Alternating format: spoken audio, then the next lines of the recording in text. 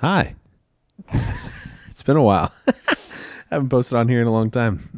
It's good to see you. It's good to be here. It's my 30th birthday. A lot has changed since I've last posted. I started a business. I work on my own now. I am divorced, and I had probably the worst church hurt story I've ever heard about in my life, and I happen to be the main character of it. So, buckle up, and Mandy and I are going to bring you the story. And this is Eva too. She doesn't care about anything. She doesn't care at all. Couldn't care less. Couldn't care less. Also, this isn't going to be edited unless like something catastrophic happens. But my plan is to just make this like one cohesive clip and use all the camera angles to tell the story. So, with that said, this is my co-host Mandy for the evening.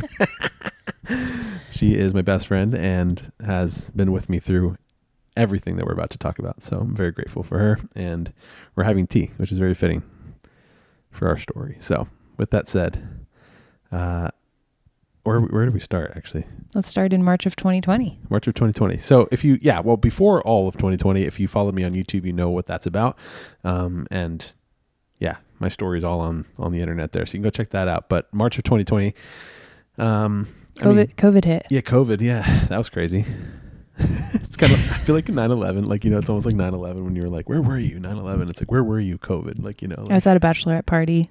Were you? Touring some wineries, and the wineries were shutting down. And I was like, why is this happening?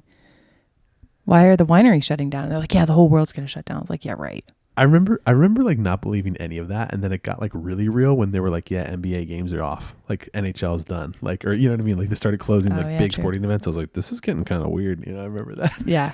2 weeks, flatten the curve. 2 weeks, man. Yeah. Yeah. We're still in the 2 Here we are, period. 3 years later. That's right. 4 years later now, 2024. So yeah, COVID 2020.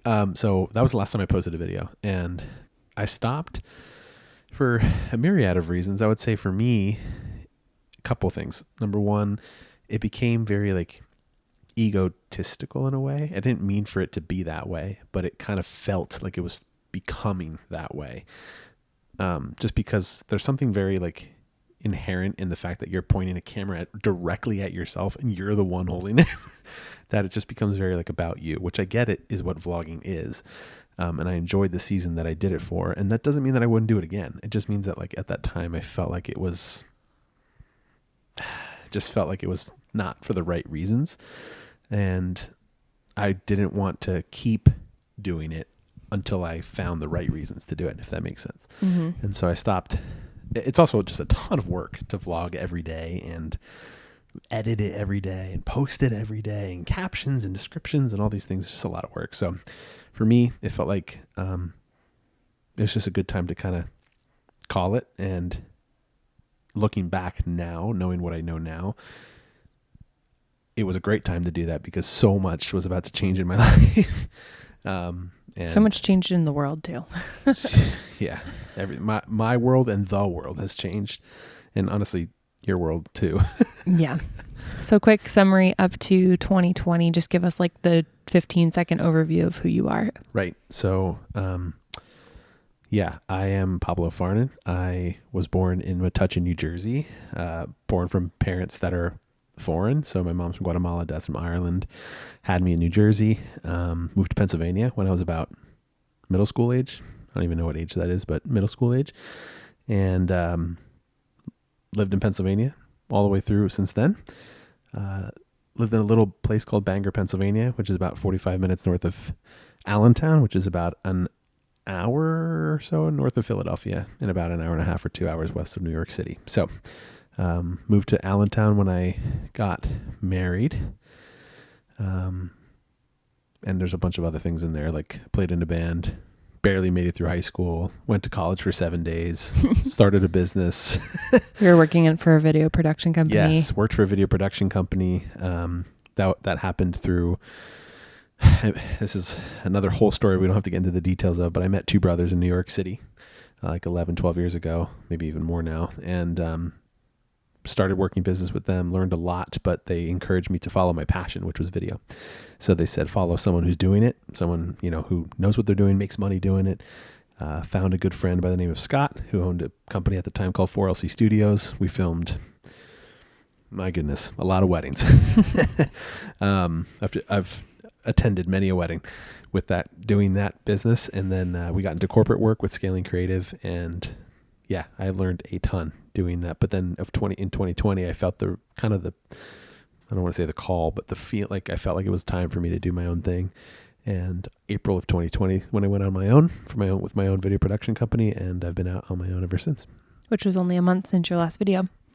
Yeah, crazy. And it kind of ties the two together. You met the two brothers in business. You learned a lot about business, and then you worked with Scott in Scaling Creative to do a lot of video work, and then you combine the two. And you felt that at the time you wanted to put vlogging aside and then just go forward from there on your own in your own business. Yeah. And I've been doing it ever since. It's been fun. I really it just so happened to correlate with COVID. It wasn't necessarily because of COVID. Right. And actually, I doubted myself in the moment because I thought like, oh man, like April of 2020, like I went out on my own to start a company. Yeah. And people were probably like, what? Even myself, I was like, what the heck? Like, this is like, am I being like stupid right now? But I kind of like made the decision, and I was like, I'm going to do this. And like, the Lord is with me sort of thing. Yeah. And I did what I felt like I had to do, and I'm grateful that I did. So, it's been really, really cool ride so far.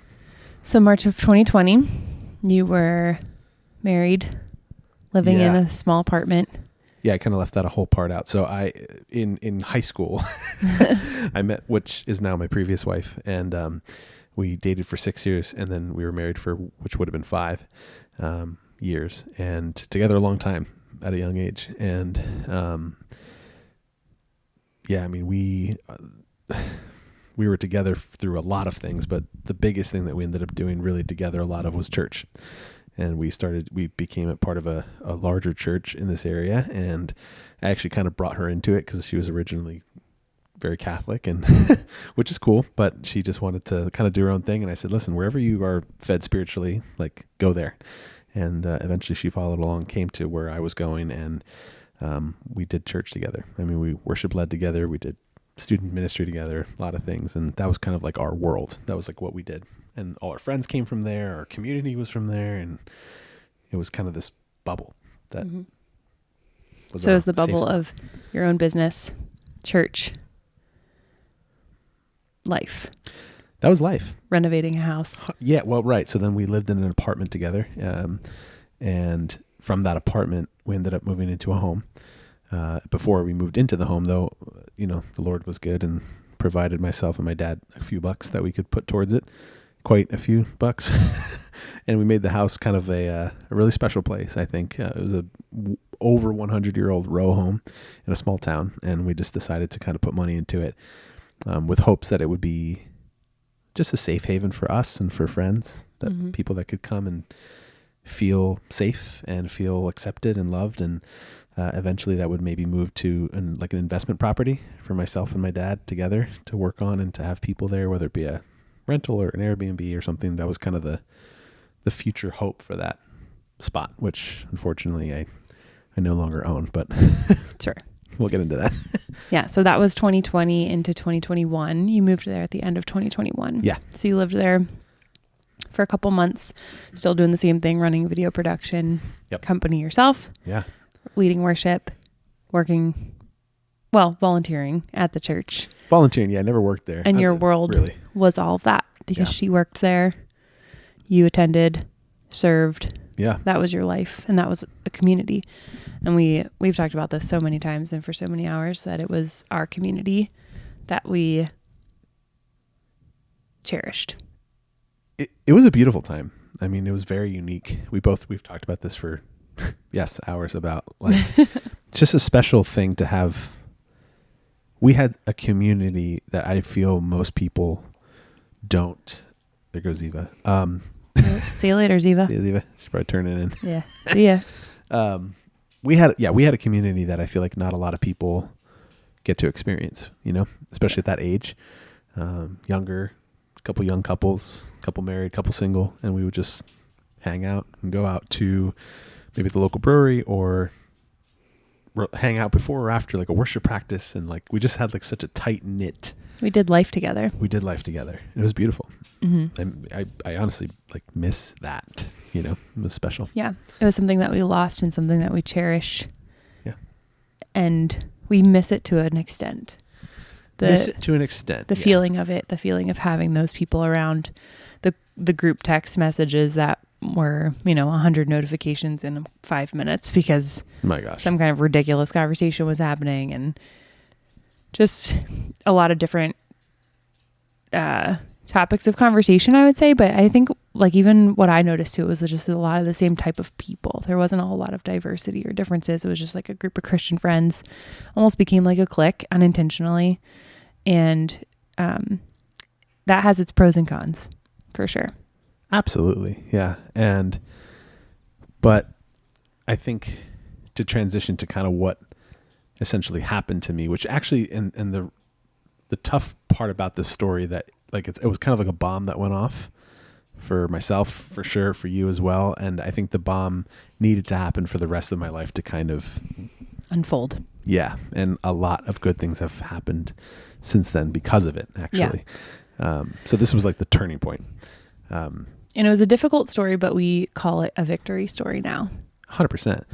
So long story short, or maybe long story long, probably. We have some time. We got some time. You have some time. It's YouTube. It's long form. It's YouTube long form. That's right.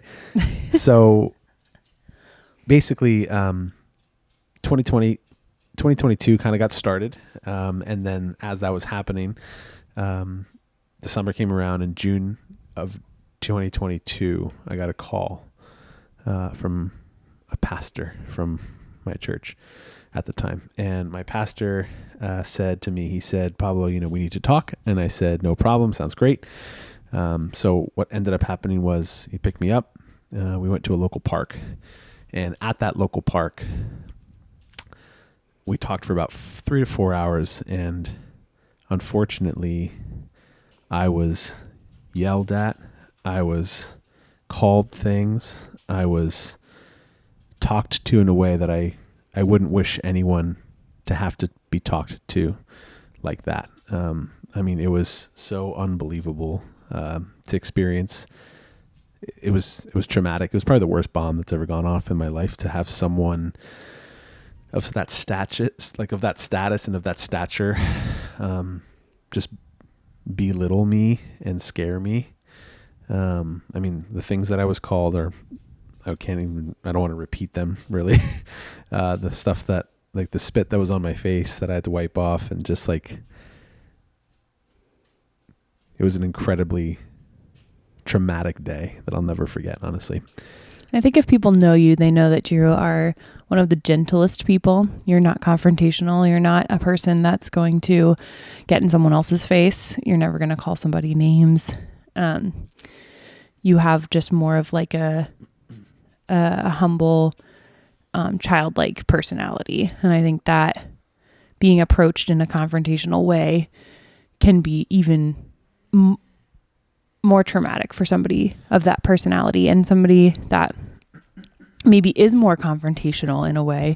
Not that you're not confrontational, because I think you are not afraid of confrontation and conflict, but I think that somebody who may be a little bit more arrogant, just like a person in the world that maybe kind of needs that type of lecture, it would hit differently.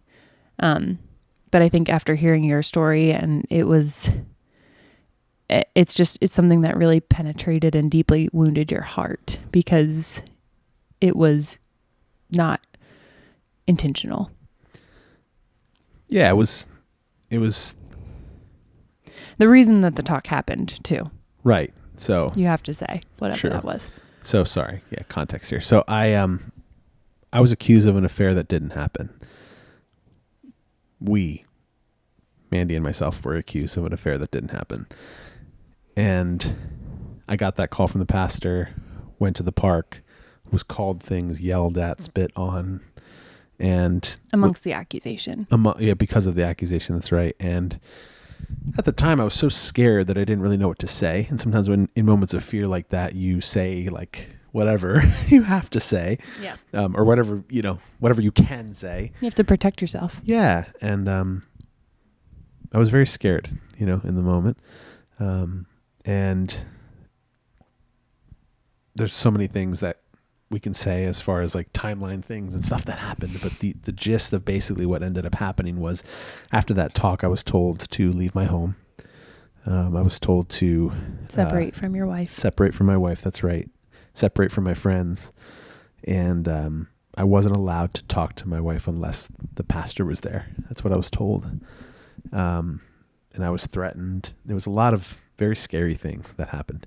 Mm-hmm. And again, this is someone that like was like a dad to me. Like I loved dearly for years, and so it was just a tough situation. But to be told those things, and again, someone I trusted told me these things, and so I did what was asked of me. Like I did leave the house. I stepped away and kind of did my own thing. I had to live in someone's basement for a while, and I'm grateful for that friend forever, for letting me into their home and with their family. And and then towards the end of that little stint, 6 weeks later, when I was still being ignored by everybody, including unfortunately my significant other, and I didn't know what to do. So I was talking to my good friends that have mentored me for years, that in business, and they live in Texas, and they said, Pablo, why don't you come on down here? Well, you can live with us, and you're safe here. Nobody knows you here. The church we were a part of was huge, so a lot of people in this area knew us and knew me, and it was nice to just get away and go to Walmart and nobody knows me, and go to the restaurant, gas station. No, nobody knows. So it was just nice to have that time and to heal. And I was doing counseling all the way through that, and eventually I felt the call to come home. Mandy actually came in and we visited with me and talked with me and shared with me, and I just felt like the need to come home for family, for business. A lot of my business was still here, and I was trying to manage all that, trying to pay all the bills from the home that I didn't live in, because a lot of the bills were under my name and my credit was connected to them. And so I was like doing all this and trying to figure it out. It was just a very like weird, confusing, chaotic, traumatic time. It was crazy. Filled with a lot of emotions. Yeah. When you're accused of something that didn't happen and you're really caught off guard. And yeah, I mean, we've spent hours of tea talking about this, and we were told to not speak to each other, which we did for a while. And then we ended up kind of coming together as everybody was ignoring the two of us. And we're like, hey, do you know what's going on here? Should we maybe talk? And try to figure it out. Yeah. Let's try to figure this out. And that just brought us closer together and closer friends, because everybody else kind of left. And it's really hard within a week to see you serving on a stage, and then literally a week later, we have no community. You were asked to leave. I was encouraged to stay, which felt very dysfunctional for me in the moment to do that. Because if I was equally as part of the accusation, why would you be asked to leave and I was asked to stay? That doesn't make any sense. So there was a lot of questions around Christianity and the way Christians were treating us. And because these were pastoral roles of several people involved and people in leadership and good friends that were following Jesus, it was, we felt like the crazy ones. Like we felt that we were the ones that did everything wrong. Yeah. And it was, in fairness as well, like we were very good friends, we were before all of this. And we openly admit that. Yeah. And I'll take responsibility for all of that. Like does a married, in a Christian world, I guess, does a married man need to be really close friends with like a single woman? Up for debate, I guess, like maybe not. More likely than not, most people are going to answer no. Sure. And that's fine. But the funny part is that you were really good friends with, or at least trying to be good friends with me and my wife at the time, and it's crazy to say this, actually. You, Mandy, were actually interested in someone else at the time. Correct. Like, yes. Like heavily. And that's like a lot of the conversations revolved around that interest of yours, which was not me, someone else. And correct. You were probably the biggest advocate, biggest supporter of my marriage, like succeeding, like being amazing. And you actually wanted to be a good friend of my previous wife. So it just was interesting when this all blew up and like, this is what you guys did. And it's like, be friends? What? Like it was just like, it didn't make a lot of sense. It was very confusing. Very confusing. I know. I remember talking to you about it in like that first couple month or whatever. And I, at one point, and I was like, you're like a brother to me. Like I could never love you in that way. That's weird, you know? Right. And you were a brother to me, and you were just another person that I would lean on. And again, clearly, you know, we've learned from a lot of this experience too, and we've grown too as people. And, you know, it's just basic things that maybe we did that were not, you know, we were just really good friends. We were comfortable. We saw each other as like brother and sister. So we were able to discuss certain things, like talking about, the person that I was interested in, and, you know, like talking about questions that we had about life and stuff. And so we did that, but the accusation came, and regardless of what we did wrong, that we are willing to admit and talk about it and acknowledge wrong. There's also the element of the action that was taken because of it. Right. And that was really what the bomb was, I think, that went off in your life, and really, like you said, pivoted your life into the way that you are living today. Yeah. And the unfortunate part is that the decision was made before I even had a say, before you even had a say. Like, it was the decision was made, and there was no changing it. And so we just did what we could to make it through. And I you know, attended a couple of meetings that I could with them, and so did I. Yeah, and so did you. And until like we kind of realized like there's no path to reconciliation in whatever way that would look. There was no path. There's no path, and it was just impossible, you know. And I think, you know, once the narrative was created, and they, you know, people were brought into that. Like, I mean, there was meetings held about me, us. Clients of mine were called in to meetings about me, us. You know, just like really weird stuff, and it took a lot of time for me to heal and figure out, like, you know, that's why I even stopped posting, obviously YouTube, but like I stopped posting like on like Instagram, like social media in general. Yeah, you went completely dark. 100%. And I, you know, just, there's a lot of low moments where, you know, I remember where we were in your basement actually, and I was watching my old house. There was like a New Year's Eve party happening, and I had a security camera, and I was watching like all of like my old, what have been old friends, just like going in and out the whole night, and like as if I like died, and I was like watching back. And I think a lot of people thought that of you, because you went dark on social media, because you went dark on YouTube, you went dark honestly in life, you moved away. People thought you were running from everything. Yeah, for sure. And I can see how it can be perceived that way. Sure. Yeah, of course. I see that, but the reality is like it's very difficult to, you know, it's just there's like a point when it's like makes sense to to fight back or to talk back or to defend your corner, but I could tell just the size of the beast was too big for me at that time, that I felt it was best for me to like do what I was asked to do, which was to leave. I was asked to not come home. I was asked to stay away, you know, and to this day, no one's ever asked me to come back. So I am still away. I decided to honor their request and leave. Yeah, there was really, like I said, there was no path of reconciliation. No. But if you take it out of context and you think about it, because, you know, for the people listening and wondering, and it's like, well, how did that all happen? And how could that happen? You know, I think for you and for me too, was learning about Christians. And we learned a lot about that.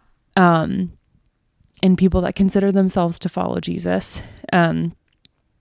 I think that's part of it. But if you picture it and just zoom out for the people listening that didn't actually experience what you experienced, if you think about as a child, your parent looking down at you and screaming at you and telling you how worthless you are, or really belittling you as a child, there's an element of fear that's instilled in you of who you are.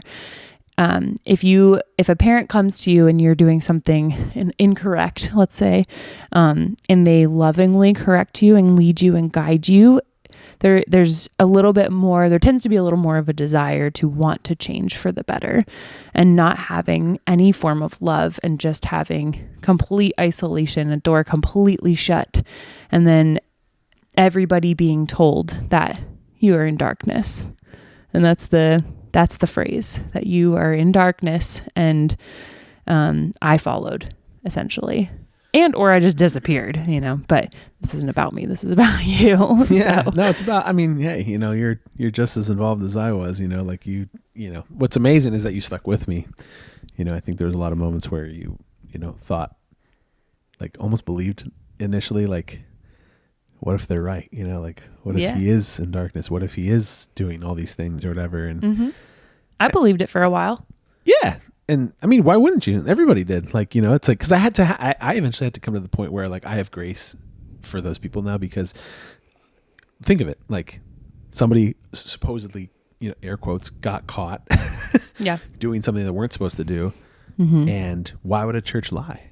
Why would leadership, why would spiritual leaders, they would never do that. They would never kick somebody out of their house. They would never call somebody those things. They would never. That's not what Jesus would do. Jesus would never do that. They would never do that. And I quickly found out through counseling, through all of this, that Jesus would never do that. Yeah. But his people might. Because we're imperfect. And I think really, like, and this is where, like, the grace part comes in now. It's like, I think a lot of these people that did this stuff to me, it really just shows that there's stuff that's inside of them that wasn't healed. Yeah. That's stuff inside of them that just never got dealt with or talked about. Or maybe it did, but maybe it didn't fully heal yet. Or, maybe I pulled a string of something that's, like, so traumatic as a child for them, or, so that whole concept or notion of, like, hurt people. It's like, I really just got hurt by someone that was extremely hurt themselves. Themselves. And so I not that it's correct or that it doesn't justify it. It doesn't justify it at all. But I also think at the end of the day, it was a big lesson for us to learn about Christians, leadership, and church. And we have wavering opinions on that now, even, and just things that are still unbelievable. But again, it's like part of that bomb that goes off, and then you just have to grab the pieces. And when you're put in this position where a church is twisting something, or a narrative is being told about you that is incorrect, which you faced. And I mean, the things that we heard about you and you heard about yourself, nobody should ever have to hear that. Yeah. It's like your worst nightmare. Like, it's cause it's like, you think I'm a 2, Enneagram 2 for y'all Enneagram people out there. I'm a 2 through and through. And I like to be liked, like, I want that. Like, who doesn't, like, you prefer to be liked, I'm sure, most people do. Sure. Yeah. But as a 2, it's like a syndrome. Like, you want to be liked a lot. And I think this, in a weird way, I have this whole, like, church leadership and church and supposedly my friends to thank, because they put me on a fast track of learning that I don't need to be liked. Like, I don't need that. I like to be liked, but I don't need to be liked. And I've learned that, like, you can't, my gosh, it was like a fast track course on not caring about what people think about you. Because when a whole group of people think you did something that you didn't do, and you have no power to, like, change their mind, your only option is to not worry about it. But it takes a lot of time, and lovingly and humbly step away. Oh my gosh. Yeah. And honestly, really the biggest thing is just forgiveness. Living with unforgiveness and with bitterness is only weight on you. They don't care. They're not here. They don't know. So it's something that I had to work on. And I can truly say I'm nothing perfect. I have my good and bad days, but I've really come a long way. I think you as well, with what forgiveness looks like and what living with. I'll say this: when I moved to Texas, I remember the guy that I was living with, very successful man, and he would go out on a walk every morning at 6 a.m. And he just said, "Hey, like, if you're gonna live with me, like, do what I do." And I was like, "Yeah, sure." And so 6 a.m. sneakers on, out the door, and we'd walk together. And I remember one of them, I was telling him this whole story, everything that happened to me, and I was still figuring a lot of it out at the time. And honestly, it probably will be for years, but Yeah. more so at that time. And, I remember he said to me, he said, Pablo, revenge is not for us to dish out, but the best revenge that you can have and that you have a little bit of control over is just turning the other direction and living the best life possible. Yeah.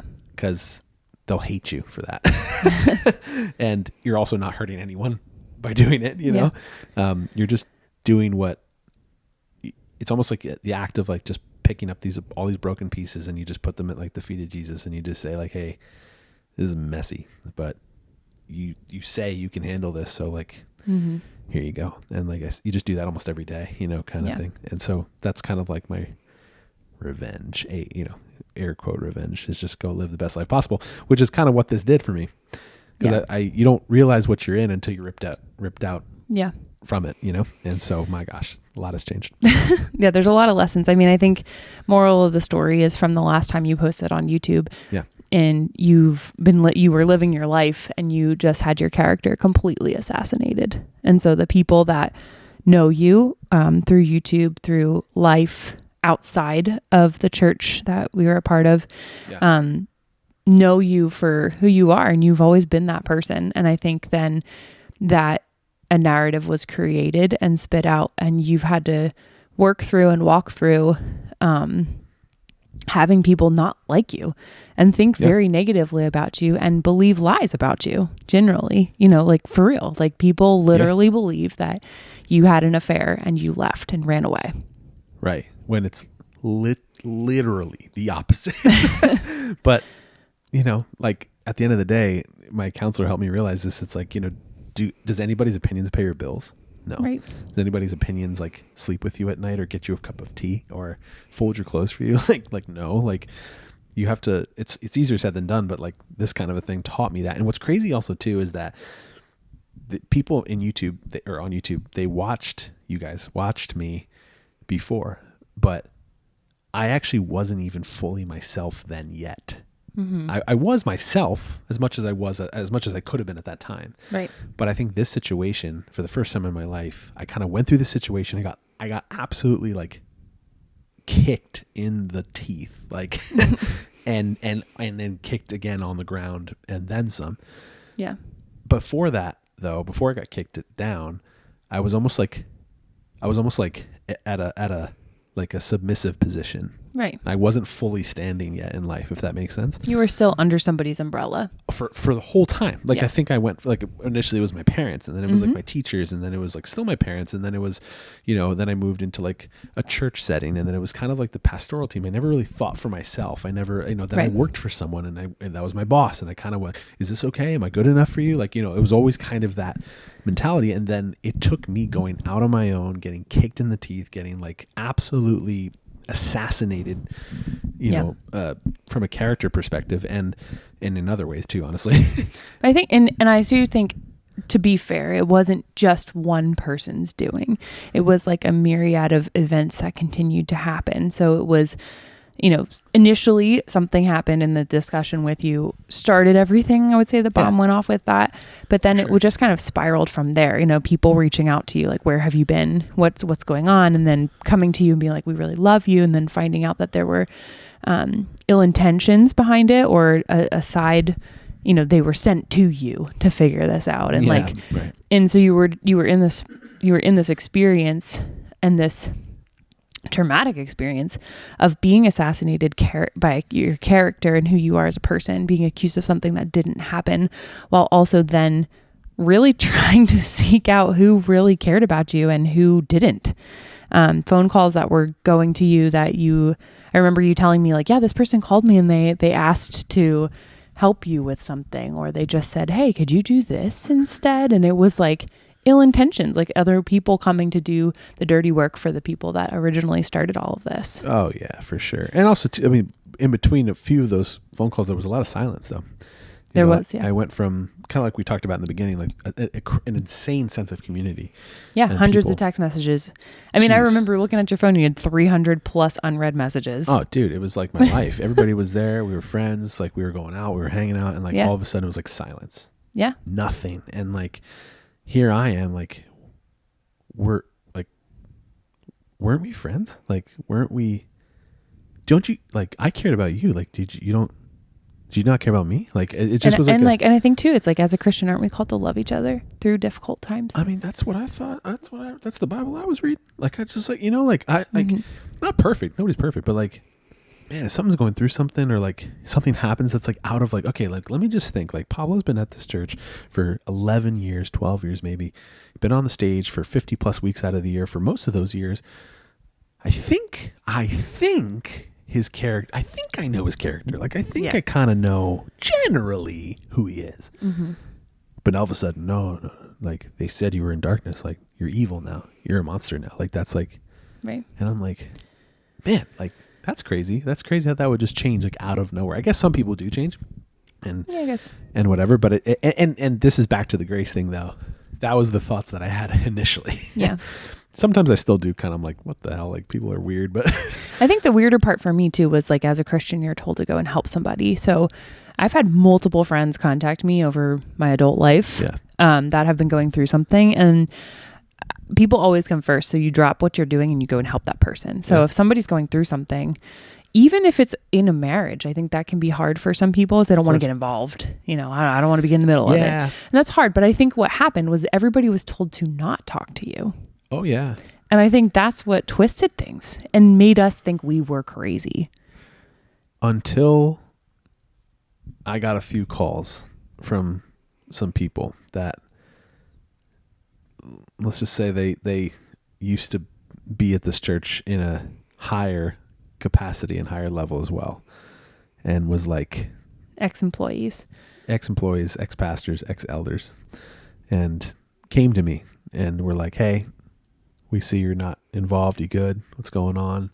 And, broke some bread with a few of them and had a few phone calls with a few others, and come to find out that I'm actually not crazy. They experienced something similar or even, unfortunately, in some cases, almost the same.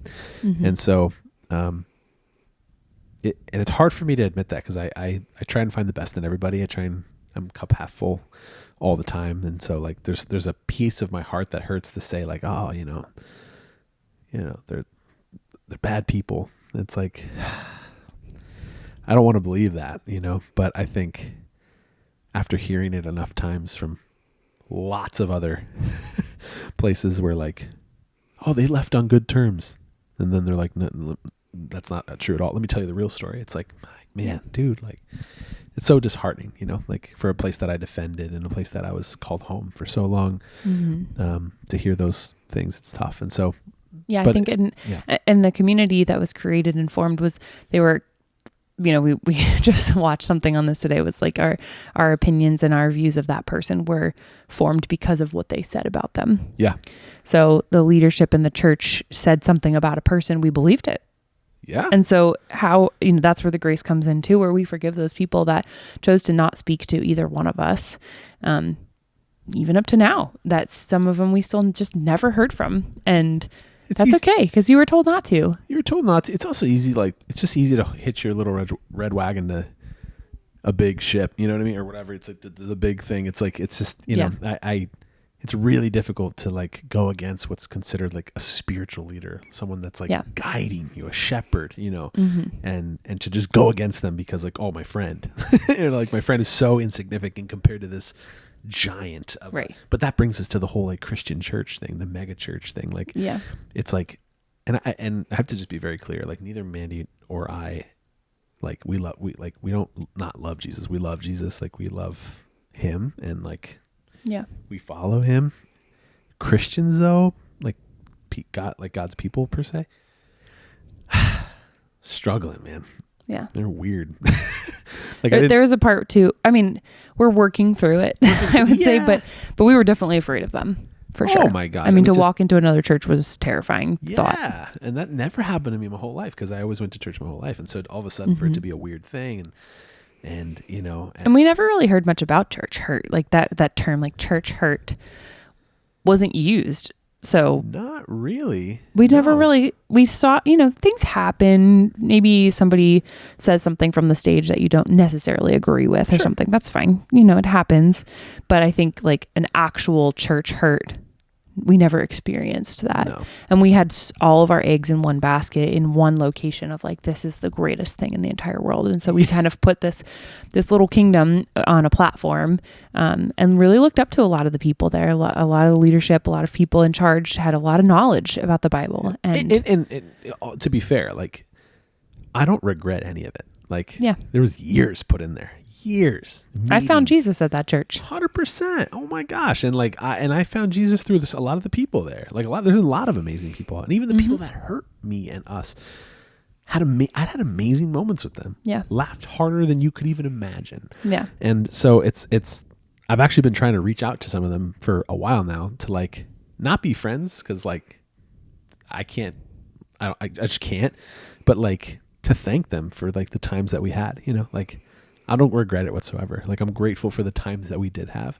Yeah. And I want to let them know that. And, but I've been ignored for a while now, and I've tried my best, but you know, whenever the time is right, I'm sure they'll come around, and I'm not holding my breath for them, if you know what I mean. So yeah, you know, I have enough to go do. And but that kind of leads to like current day, like what's going on in the future. And I'm like really excited. Yeah. It's, I'm a new man now, and I think we're like a new, couple, first of all, but we're like a new creation in a way. Like both of us, you know, we have a lot of stuff going on. You want to go first, or? No, this is not about me. This is your 30th birthday podcast. We don't need to talk about anything I'm doing. That's true. We'll talk a little bit. I would say though, because the weight of, and I know this too from telling my story of my divorce a couple years ago, the weight of really what happened can really bring people down. It can be a very heavy burden for some people to hear it. Sure. Obviously, we haven't barely even scratched the surface on the details of things that have happened to you and to me and to us. It's actually like sickening, a lot of it. It really is. It's really sad. Super sad. And it's one of those things where like what happened between us, most people don't ever experience in their life. And like, then couple that on top of, you know, for me, having been through a pretty traumatic divorce myself. And so it's like 2-time for me. So, you're like a vet out here, you know? Yeah.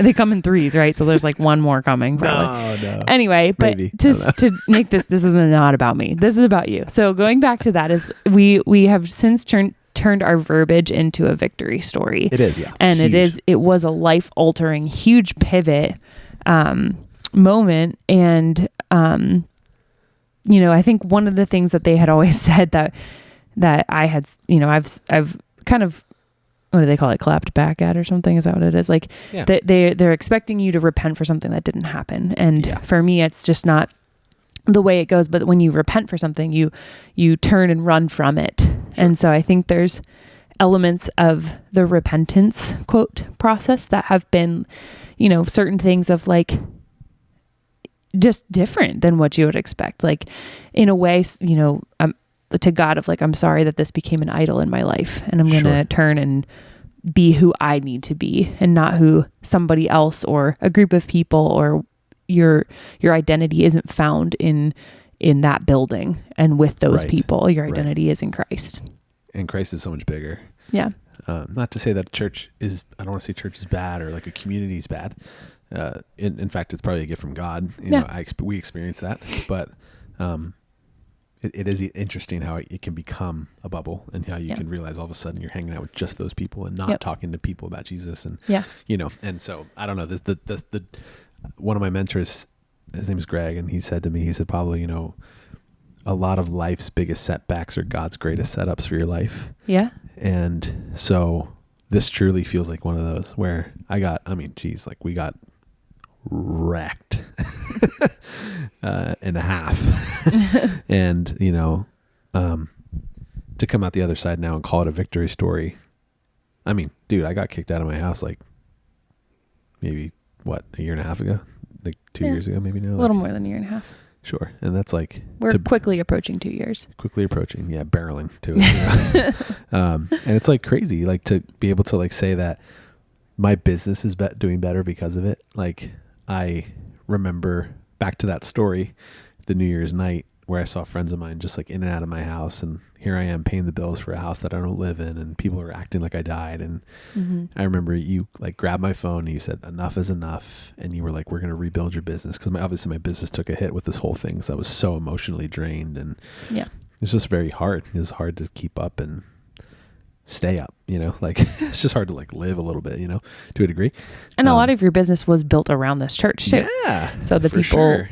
not everybody, but some of the people that were related within this, Sure. some people have stuck with you, and you're very grateful for that. I know Huge. that. Yeah. Big time grateful for sure. But then, just, it took a hit naturally, so. Yeah. It took a hit, but it also just never was encouraged to be built. I think you were very stagnant and comfortable. Yeah. Yeah. I mean, the church was the number one in my life for a long time. Yeah. Instead of going to see a client, I would go to a rehearsal, or instead of worrying about, taking off on a Saturday night, if the drummer needed a fill in, I fill in, like I did whatever I could. I did high school ministry for years. Like, right. And that's another whole sad thing that I lost with my boys, but, and but either way, I never was encouraged to kind of just be myself and like make decisions for myself. And, right. This kind of made me do that because Yeah. I had no other choice. Like literally nobody cared. Like, so I was like, okay. And then you kind of helped me that night. I remember New Year's Eve, into 2023. Into 2023, you were like, man, enough is enough. We got to restructure your whole business. And we did it in almost like a night. And but that goes back to of what your mentor said about taking the setbacks and turning and going and living the best life possible. Yeah, absolutely. And so it's like we talk like Jesus talks about anger too, and like righteous anger, and it's justified about why you could be angry about something or, want that revenge, but the best revenge is to go live a great life. And so absolutely. Even in a very short period of time compared to an entire lifetime that, 80-year lifetime, let's say, that people would live, within a year and a half, you've been accused of something that didn't happen. You moved away for several weeks. You were never asked to come back by your previous wife and the church. Nope. And so you've had to restructure your life and rebuild from the ground up because your entire life that you had built was imploded. Yeah, absolutely. And business was a big piece of that. I would say our friendship was huge. Yeah. Because you were the only one that stuck with me, literally. Well, we had nobody else to go to. No. So in a way, no one else talked to us. Like, in a way, it just brought us closer because who else are we going to talk to when nobody's really answering us and we were told to not talk to anybody? Yeah. And we didn't even know what to say. So the few people that did reach out, we didn't even want to talk to because we were like, what do you even say when something like this happens? What do you tell a person when you don't even know what's happening yourself? Right. And it's like, we weren't running from it. It was more like hiding for our own safety because we didn't know. And we were protecting ourselves. There's a difference. There's a difference between isolating and seeking solitude. For sure. So with that all said, the business was a big piece of it for me to be able to kind of restructure and help myself kind of grow. And my clients became like my family. And like I had such a fun time in 2023 building that up. Still working on it, not perfect, but like 2024 is looking great and I'm really excited. And it's just been fun to travel. It's been fun to make friends with clients, and then clients bring me new clients, and it's just been a really cool experience. And I love what I get to do now. And so it's exciting for people that are on YouTube that like are video people. I don't do weddings, so I'm retired from that. Never going back, most likely ever, never. So that's one thing. But I found out very quickly that companies have more money than brides do. And so what I get to do now is I get to fly all over the place. I also have local companies and people that I work with, and I create their social media content and I do reels. And so I get to do all of their stuff, and I have different packages for people. And it's just been like such a blessing. It's so fun to do what I love to do and what I know that I'm good at doing. And I'm really excited to hopefully even maybe start coaching people doing that as well. And that's like really exciting for me to want to do that. And so it's just like an exciting thing. And Mandy always says, like, whenever I like come home and she's like, you like just like light up, like you're just like excited to be alive when you do, like, I'm doing my own, like my work, like this is what I do for work. And I like love doing it. And so that has grown from this. I think like belief in because I had to like go through this traumatic experience and like work on belief in myself and what I think about myself and what God says about me, not rather than like what others say about me.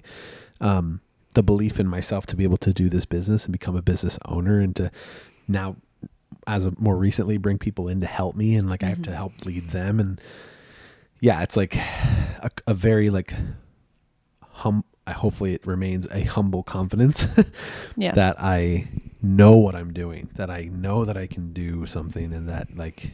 And I think that you know God loves you and never rejected you. Not once. Because I think when you get stuck in that chaos, you start to doubt yourself. And I knew that, all your clients didn't happen. And some of it may have been mutual and some of it may not have been, but it was like you didn't even want to. And I remember the conversation that I had with you in my kitchen at my old house. And I was like, why don't you ever tell people that you do video? Do you remember that conversation? I remember it vividly, yeah. And I remember being like, the first thing you say, hi, I'm Pablo, and I have like an online business. And I was like, why don't you, like, you're good at video. Why wouldn't you tell somebody that? And the confidence was not there. It was never encouraged in you of the creativity that you have to be able to build a business that you can thrive on, that you can survive on, that you can lead and guide and now coach other people to do the same thing. Yeah. I mean, had this experience never happened to you, you would never have created what you're doing now. No, not at all. Wouldn't have even been close. No. And the fact, like, I think about it when I'm like on a plane flying somewhere and I'm like, man, like someone's literally hiring me to like go like across the country or to another, maybe even to another country to like do something that I love to do. And like, I'm paid to do it. And it's crazy. And I think, I would not be remotely near where I am without this traumatic experience. And that also has like translated into other things in life as well. Like, so even like in my personal life, I walk around just confidently, very humbly confidently about like who I am. And like, I don't care who sees me. I don't care who sees me with you. I don't care where I just don't like, I lovingly just don't care. And I used to care, like even like not even realizing it, and it was only a year ago that we never went anywhere. No, why would we go anywhere? We would be seen, it's like, and people hated us. And the thing is like to this day, as we're recording this podcast, people still hate us. They still roll their eyes. I literally heard a story a week ago about somebody talking about me and they rolled their eyes in disgust of who I am and what I did. And I have never spoken to that person in my entire life. Right. And same thing with a lot of the people. Like I got excommunication letters from like this church with elders and stuff. And I'm like, I never even met half of them. Never even got the chance to meet some of them, like, and like have conversation. Like, so now it's like, and I'll just put this in a little side note thing. And in your excommunication letter, my name was also mentioned 100%. And I was never spoken to. Not once. Not one time, literally not one time ever asked my opinion, my story or anything. And my name appeared in an excommunication letter that you got. Sent. Certified mail. Signed by the elders. Signed by the elders. Never met one. Never. I have never in my entire life spoken to these people. Yeah. Ever. It's great. Can't make it up. You can't make it up. This is, we're not even going to get into the details of it, but and believe it, you can believe it or not. People may watch this and be like, "Oh, they're so full of crap," and it's like, sure, yeah, you can think that. That's okay. fine. So are you, man. Yeah, like, we all are. Everybody is. Like, everybody has issues and everybody has things going on. And nobody's perfect, and we're not saying that we're perfect. And there was fault in the decisions that you made, the decisions that I made. There were some things that we could have done better. Sure, but isn't that life? There's things that you have fault in your business that you could have changed, done better, done something else. There's things for me that I could have done better as a parent. Sure. Could have made better decisions, had better insight on some things, just done something differently. I think back to I have a 7-year-old, almost 7-year-old. And when she was 1, there's things that I'm like, man, I really should have done baby-led weaning. This is so like making it about me. Okay. I'm just telling you, like, it's an example of like, everybody makes mistakes. And you can forgive somebody, you can walk with somebody, you can forgive something and not, you can forgive someone and not forget it. That you don't need to just like toss it out the window. Mm-hmm. You can also forgive somebody and not be friends. That's okay. Yeah. Absolutely. And so I think that we have found forgiveness and you have found, more so you, I'm still working on it, but you have found a lot of forgiveness in a lot of people and really humble-heartedly chose to love them even while no longer maintaining a relationship or a friendship with certain people. You are who you hang out with. And so I think for me, whoever you're hang out with, whatever they are rubs off on you.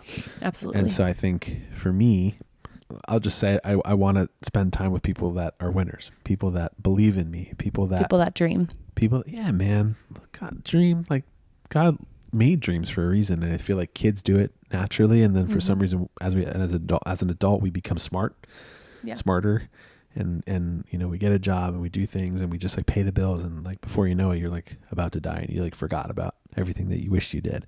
And I think like that frightens me, that thought of like wishing I did something or wishing I spent more time with people or wishing I built something or whatever. I don't know. So I just like, at the end of the day, I think I just want to do what God has called me to do. And right now that is to be a business owner, to lead like us and our future, and like to own a bakery.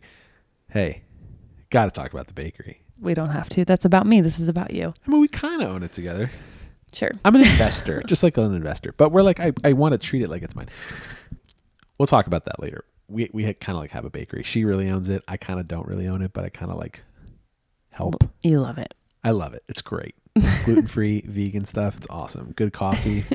We'll talk about that in another video. But inside note, that none of that would have ever happened had this experience not happened either. This house wouldn't have never happened. Yeah. We would have never had the life that we live had this experience never happened to us.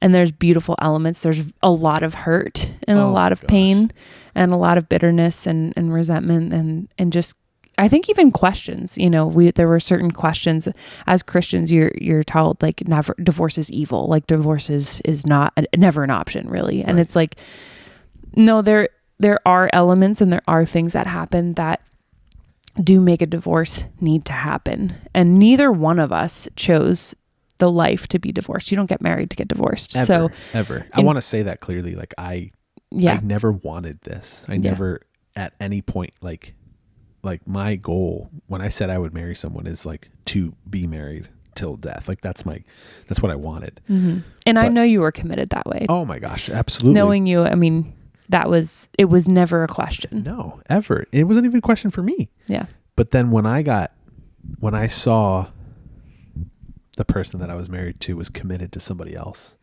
and to something else, and the loyalty went there, and they kind of like almost were like, hey, like you've really done enough. Like we got it from here.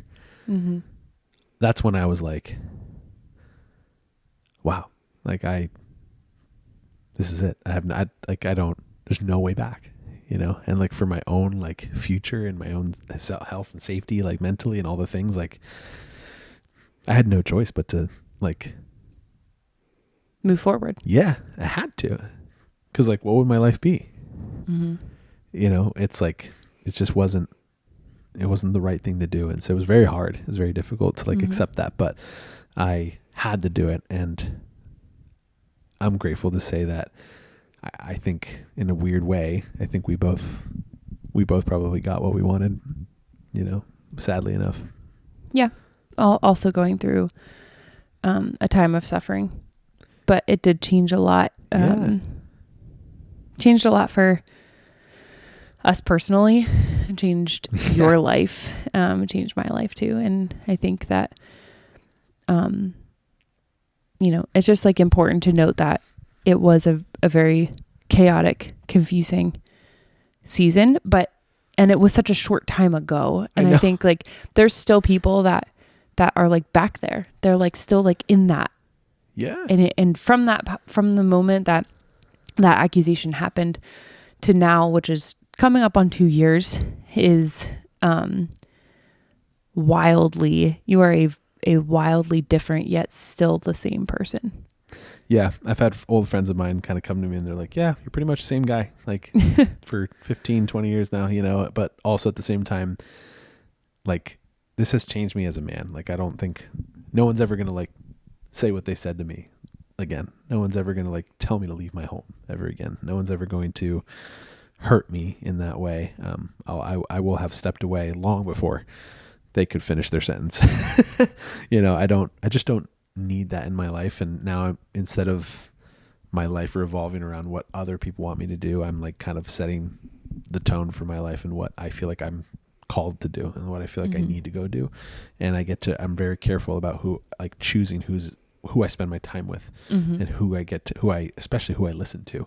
Yeah. And I would say like one of the coolest things, YouTubers and people may be interested in the personal life side of it all, but I think as far as like the business related thing, this was less than 2 years ago. You had one client and you just made a list of nearly 20 a few weeks ago it's grown a little bit even, that have come and trusted you with their video, with their social media, with their website, with their YouTube, whatever you're doing for them as far as content creation.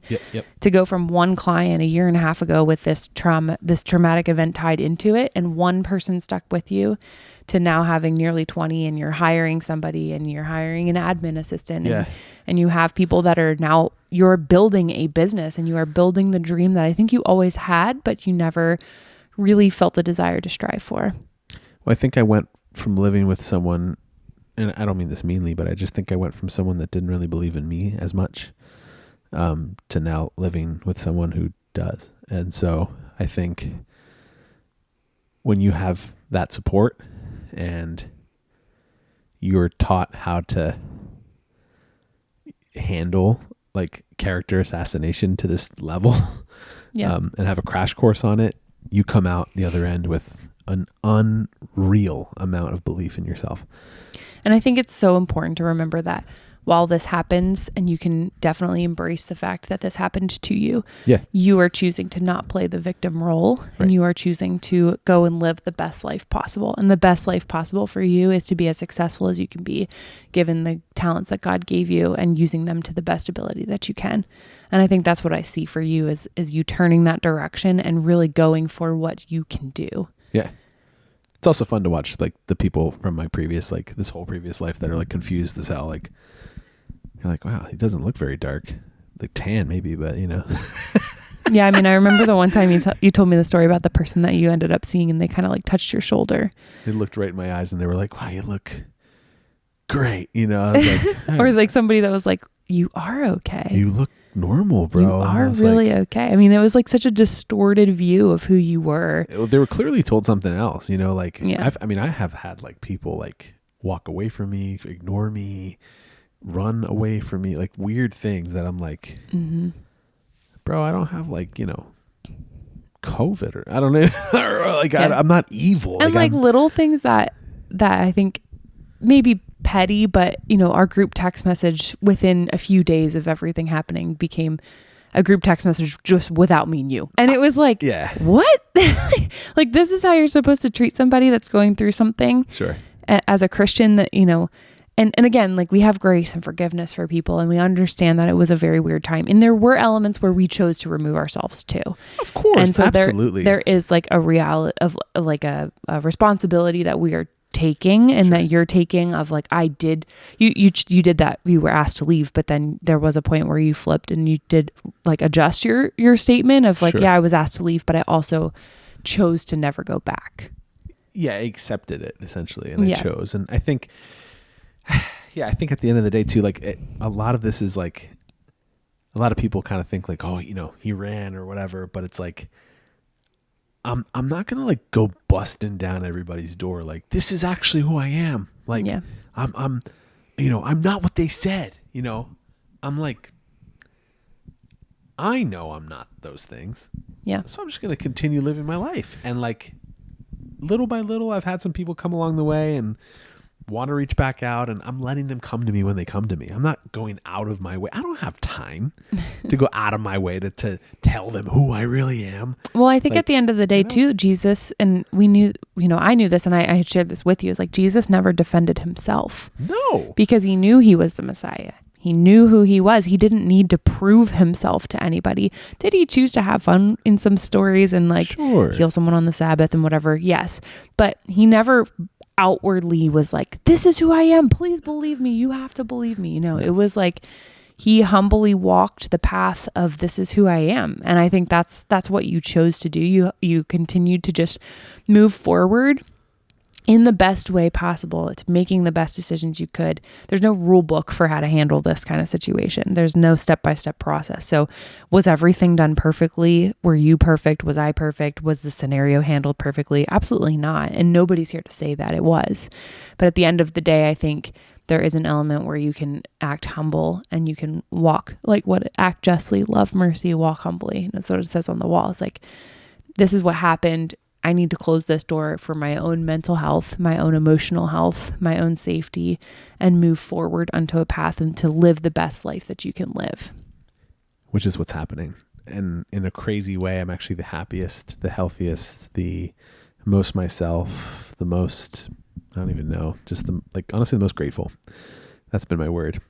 If you follow me on social media, grateful has been like my thing. Cause it's what this whole situation has made me grateful.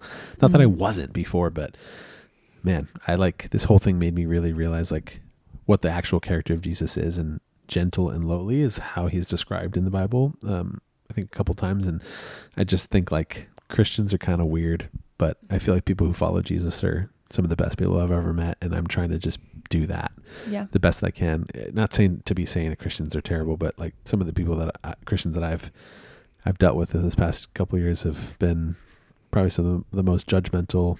Furthest from Jesus. It's just like, yeah, it's like really like, I don't know, man. A lot of the Christians are stupid. Like, I feel like, you can flip it the other way. And I think that you and I both experienced this together and also on our own, individually, are some of the best and most supportive and kindest people through this entire scenario are people that don't believe in Jesus. Yeah, dude. True. Because I think there's this like thing about Christianity that you have to be perfect. And they say, oh no, you don't, like, come as you are. But it's like, then the minute they come as you are, but you better have a smile on your face. Yeah, you better have your top button done. You know what I mean? Like, it just has to be like you whether you realize it or not. It's like this whole like church thing is like that whole Sunday best. Like that's a thing, and I think like I don't want to do that. I don't want to be fake. I'd rather be real about it. And I think a lot of people think that I am fake or something because of this whole situation. And I would argue to say that I'm actually one of the most honest, real, and childlike people you never meet. But because of that, because of how like almost trained or ingrained like this mentality is of like church, whatever that even really means, to be a Christian, and like to be gossipy and to be hypocritical and to like judge people, like literally in no place in the Bible is our job description to judge somebody, like ever.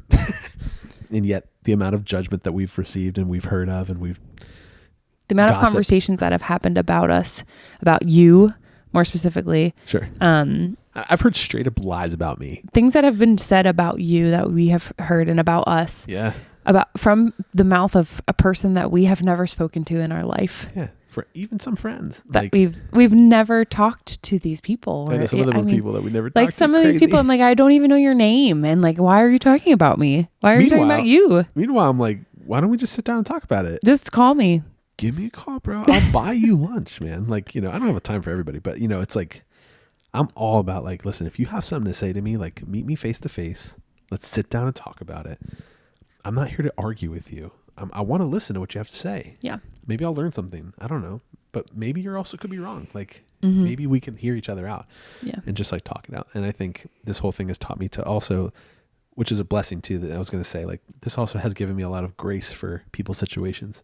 Yeah. And sometimes you may come across someone who's having a bad day or it's a little rough for them. And it's like, I remember when I was having a really bad day with this situation. And like, I remember when I was hurt and I went to Wawa and I didn't want to talk to anybody, but I wanted an Italian hoagie or something. And it's like, sometimes people like, I saw this like meme one time that like showed this really, really big circle and inside the circle was a little speck. And it said, this is the whole circle of somebody's life. And that little speck is how much you know about it. Yeah. And I think that's why we need to be nice to people, like no matter what the situation, because every time you are interacting with someone, you're representing Jesus and you're representing like his love and who he is, because if you believe in him anyway, and that's all I want to do in this life. And so even like our journey of forgiveness and like letting go of bitterness and just loving even our enemies, essentially, or people that we don't trust anymore, don't really want to love. I don't like them. I don't trust them, but I do love them and I hope the best for them. And hopefully one day I can say that to their face. I'm still waiting for them to, answer like my texts and my calls, but I also kind of gave up a little bit. So if you're watching, and I think that one of the biggest things that I learned too is that there's more than one side to every story. Always. And that's what's crazy is I don't even know their side that much. Like I haven't really heard much. Like we've heard some stuff, but we've kind of had to piece it together. I honestly wish we could all just sit down like without emotions and without anger, which is like never going to happen. But like, I just wish we could all sit down and just be like, so what happened to you? Yeah. Like, why did you think that?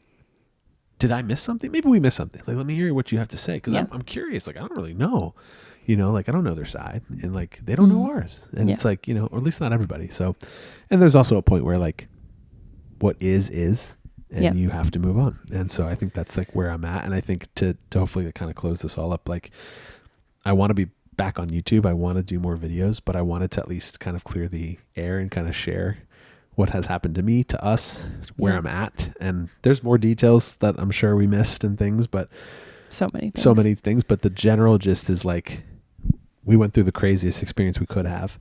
And I think we came out the other side even stronger and better and happier than we've ever been. And I think it was something too that we both had to come to terms with, the fact that we're together now is very weird for a lot of people. Sure. And uncomfortable because it wasn't ever really understood. And there's still a lot of people out there that are very angry about that. Sure. And it's, it's understandable, honestly. But I think at the end of the day, when you're isolated and weird things are happening, it only brought us closer, honestly. Like, like we said in the beginning of the conversation, like I was very, very, very much interested in another person at the time of all of this. And the last thing on my mind was thinking like, oh yeah, let me just, date Pablo. Like that made no sense. And so it was the weirdest concept. Although you did love me in a way that no one really ever even had, like as a friend, you cared, you were there. Like, and I think once everyone stopped talking to us and we were told to not talk to anybody,